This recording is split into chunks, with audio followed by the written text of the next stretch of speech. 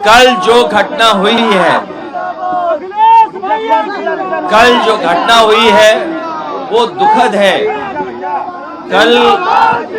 रुक जाओ भाई। कल जो घटना हुई है उसके लिए दुखद है कि इतने बड़ी संख्या में छात्रों की जान चली गई और जो लोग वहां पर कोचिंग के लिए, नौकरी के लिए या वहां पर काम के लिए गए थे, उनके बड़े पैमाने पे जान चली गई।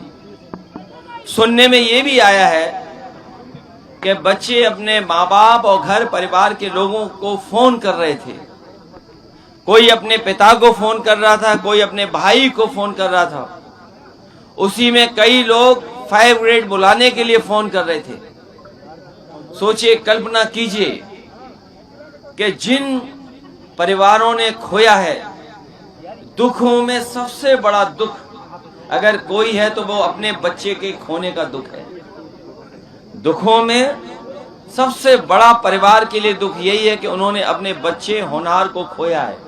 ये दुखद है और सच्चाई तो ये है कि भ्रष्टाचार सब मानकों के ऊपर है। भ्रष्टाचार से बनी सरकार ही भ्रष्टाचार कर रही है और उसी का परिणाम ये जान चली गई। लखनऊ में कोई पहली बार जान नहीं गई है। हमने आपने देखा जहां गरीब रहते थे, बड़े पैमाने पे झोपड़पट्टियां थी, वहां पर आग लगाई गई कि आग लग गई। इसी तरह चारबाग में एक बार घटना हुई थी और लेवाना वाला जो होटल था वो भूल नहीं सकते हैं कि हजरतगंज शहर में इतना प्रतिष्ठित होटल में आग लगी और जान चली गई। और आज हम लोगों ने कल ही देखा है कि कितने बड़े पैमाने पर बच्चों की जान चली गई, नुकसान हुआ। और रेजिडेंशियल एरिया में ये कॉमर्शियल एक्टिविटी चल रही थी। सरकार जो कह रही है या अपने चैनलों से जो खबरें चलवा रहे हैं, लगता तो ये कि सरकार ही नहीं है। क्या 10 साल से कोई सरकार नहीं है? सरकार की जिम्मेदारी क्या बनती है? और एनओसी देने वाले लोग आखिरकार भ्रष्टाचार कर करके एनओसी क्यों दे रहे हैं? उसके लिए जिम्मेदार कौन है?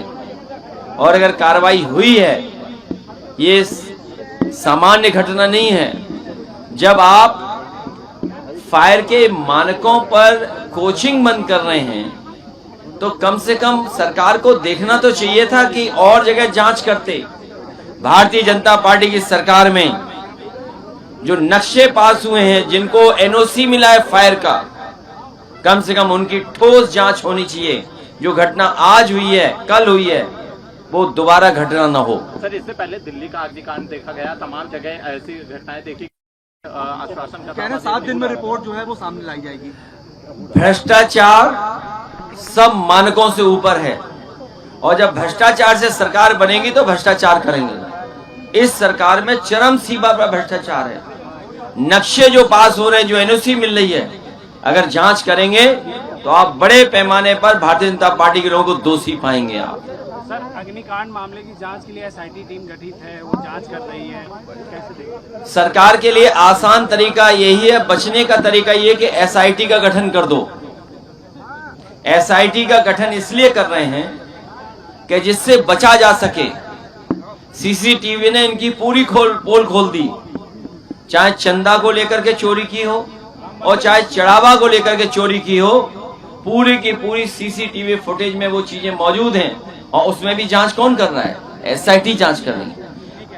इनका भ्रष्टाचार सब मानकों को पार कर देता है भ्रष्टाचार इनका। और लगता तो ये कि 10 साल से कोई सरकार ही नहीं चल रही है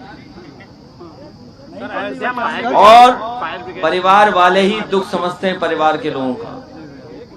जिनका परिवार नहीं वो दुख नहीं समझ सकते परिवारों का। और सबसे बड़ा दुख होता है अपनी नई पीढ़ी के जाने का, अपने परिवार के बच्चे का जाने का, अपने परिवार का बेटा जाने का, अपने परिवार की बेटी जाने का। और हमने आपने देखे कितने दिखावटी आंसू बहा रहे हैं कुछ लोग। कैमरा देख करके दिखावटी आंसू बहा रहे हैं और जैसे ही कैमरा हटता है उनके आंसू रुक जाते हैं। कैमरे के सामने आंसू और कैमरा हटते ही आंसू बंद हो जाते हैं उनके। सहायता करेगी उन सभी के परिजनों की। समाजवादी सरकार बनेगी तो सहायता करेंगे। अभी सरकार की जिम्मेदारी है मदद करने की। 5 लाख पर्याप्त नहीं है जो मदद कर रही है सरकार। जब सरकार ने स्वीकार कर लिया है कि उनकी गलती की वजह से इतनी बड़ी घटना हुई है, तो उन्हें बड़े पैमाने पर मदद करनी चाहिए परिवार के लोगों की। वो होनहार बच्चे थे, 21, 22, 23, 24 साल के बच्चे थे। फायर ब्रिगेड काफी देर से पहुंची सर, 45 मिनट लेट थी वहां पे, परिजन पहले पहुंच गए थे। लेकिन मैं आपको याद दिलाना चाहता हूं, ये जो 100 नंबर समाजवादी सरकार में शुरू हुआ था, वो इसलिए शुरू हुआ था कि गांव में भी बैठ करके फोन करे तो पुलिस या फायर ब्रिगेड उसकी मदद करने के लिए आ जाए। ये 100 नंबर बर्बाद कर दिया उन्होंने। और अगर इसी 100 नंबर को जिसको 112 कर दिया इन्होंने, भविष्य में इसी से एम्बुलेंस आनी थी, इसी से फायर ब्रिगेड की सुविधा मिलनी थी और इसी से मेडिकल की सुविधा मिलनी थी। अगर भविष्य में ये तीनों व्यवस्था 100 नंबर से मिलनी थी, ये 100 नंबर से अगर तीनों व्यवस्था जोड़ देते तो एक फोन मिलाना पड़ता और अपनी परेशानी बताते तो वो मदद होती। और शहरों में ये तय किया गया था कि 3 मिनट से लेकर के 4 मिनट में पुलिस पहुंचेगी। और आप पता कर लें जहां पर ये घटना हुई है वहां 112 या 100 नंबर की गाड़ी ज्यादा से ज्यादा 2 मिनट या 3 मिनट की दूरी पर रही होगी, क्योंकि इनका फोन ही नहीं उठा। और जो फोन उठाने वाले थे, जिन्होंने सबसे पहले चीख सुनी, जिन्होंने सबसे पहले परेशानी को सुना, उन्होंने भी ध्यान नहीं दिया, क्योंकि सरकार संवेदनशील नहीं है। इनके अधिकारी लोग भ्रष्टाचार कर रहे हैं बड़े पैमाने पर। और कहीं पता कर लीजिए, भारतीय जनता पार्टी की सरकार में लूट के अलावा कोई दूसरा काम नहीं हो रहा है। राम मंदिर की SIT का मतलब है शेयर उन्हें मिला कि नहीं मिला, एस फॉर शेयर।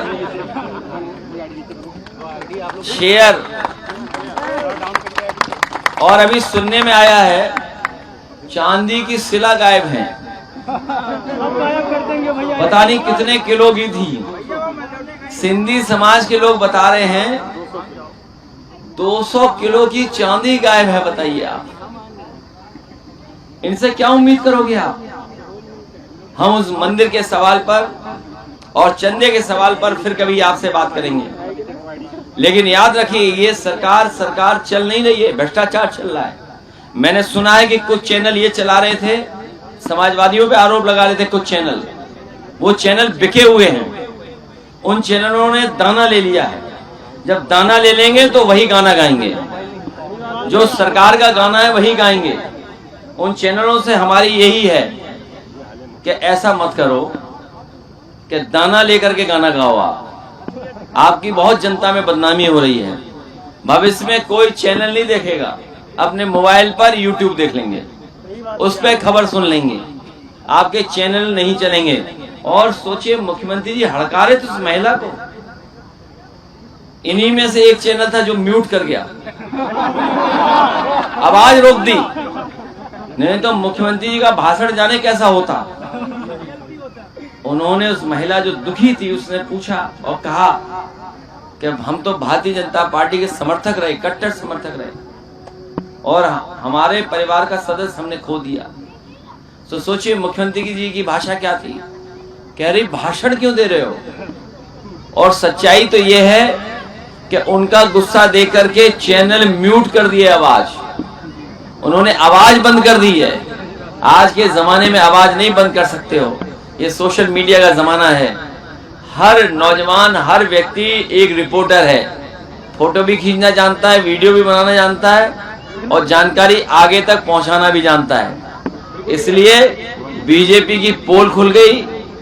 भ्रष्टाचार से ऊपर इनके सब मानक है, मानक की वजह से सब भ्रष्टाचार समाप्त हो गए। मैं प्रेस के लोगों का धन्यवाद देता हूं कि इतनी गर्मी में भंडारे में आप भी शामिल हो रहे हैं। सर, एक सवाल है, मध्य प्रदेश उनके घर वालों, परिजनों, रिश्तेदारों ने 168 एकड़ जमीन खरीदी हुई है सर। मोहन यादव जी को बदनाम करने के लिए ये बीजेपी ने साजिश की है। और अगर मोहन यादव पे ये आरोप है तो उत्तर प्रदेश के मुख्यमंत्री जी ने तो 300-600 एकड़ जमीन ली है। आप लोग समझते नहीं बात को। ये कोई नई बात थोड़ी है कि उन्होंने कोई जमीन ली है। अगर उन्होंने जमीन ली है तो पुराने वो रियल एस्टेट का काम करते थे। आप ये क्यों भूल जाते हैं कि जो मध्य प्रदेश के मुख्यमंत्री हैं वो रियल एस्टेट का पहले से जमीनों का काम करते थे। क्या ये बीजेपी नहीं जानती कि वो जमीनों के काम करते थे? तो अब ये आरोप पता है क्यों लगाया जा रहा है? बीजेपी रास्ता ढूंढ रही है कि 3 मुख्यमंत्री कैसे बदलें। वो मुख्यमंत्री बदलना चाहते हैं, इसलिए आरोप लगवा रहे हैं। ये बात तो पहले भी तो पता होगी जब रजिस्ट्री हुई होगी। बिना रजिस्ट्री की कोई जमीन ले सकता है, क्या कब्जा कर सकता है? तो जब रजिस्ट्री हुई है तो सरकार को पहले ही पता था। बदनाम इसलिए कर रहे हैं कि उन्हें मध्य प्रदेश का मुख्यमंत्री हटाना है, राजस्थान का मुख्यमंत्री हटाना है, और इन 2 को इसलिए हटा रहे हैं कि उन्हें उत्तर प्रदेश के मुख्यमंत्री को हटाना है। ये हटाने की साजिश चल रही है, आप बात ही नहीं समझ पा रहे हो। पहले ये बीजेपी के लोग बदनाम करते हैं, पहले बीजेपी के लोग बदनाम करते हैं। मोहन यादव को बदनाम करने के लिए ये कर रहे हैं, और यूपी के मुख्यमंत्री को हटाने के लिए ये प्लानिंग कर रहे हैं कि एक तो मध्य प्रदेश का हटा दो, एक राजस्थान का हटा दो, संग में यूपी का भी हटा दो। लेकिन यूपी की जनता जानती है, ये हटाएं ना हटाएं, इस बार साइकिल इतनी तेज चलेगी कि अपने आप हट जाएंगे।